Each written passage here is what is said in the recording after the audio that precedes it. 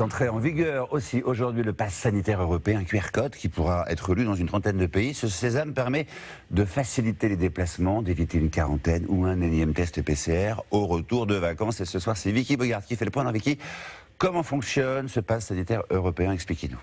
Eh bien, c'est en fait un QR code qui peut indiquer soit une vaccination complète, soit le résultat d'un test PCR ou antigénique, soit un certificat d'immunité pour ceux qui ont déjà eu la maladie.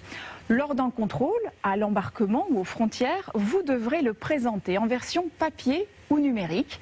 En France, depuis le 25 juin, les certificats de vaccination sont déjà tous au format européen. Et si vous vous êtes fait vacciner avant cette date et que vous avez téléchargé votre QR code dans l'application Tous Anti-Covid, vous devez mettre à jour l'application et on vous proposera de convertir votre QR code français au format européen. Vous pouvez aussi télécharger votre preuve de vaccination sur le site d'Amélie. Mais chaque pays, Vicky, garde ses propres règles pour l'entrée sur son territoire.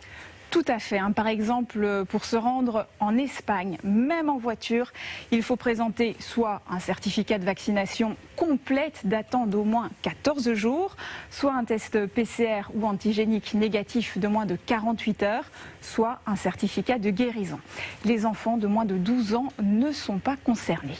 Pour la Grèce, c'est la même chose, avec un peu plus de souplesse pour le test PCR qui doit dater de moins de 72 heures. Pour l'Italie, les règles sont similaires, mais les enfants dès 6 ans doivent réaliser un test PCR ou antigénique. Et de plus, pour ces 3 pays, il faut remplir en ligne un formulaire de localisation avant l'arrivée. En revanche, pour vous rendre au Portugal par avion, il faut un test PCR ou antigénique négatif, même si vous êtes déjà vacciné. Et toutes ces informations se retrouvent sur le site diplomatie.gouv.fr. Il faut bien suivre, pas hésiter à retourner. Qu'en est-il pour le retour en France, Vicky?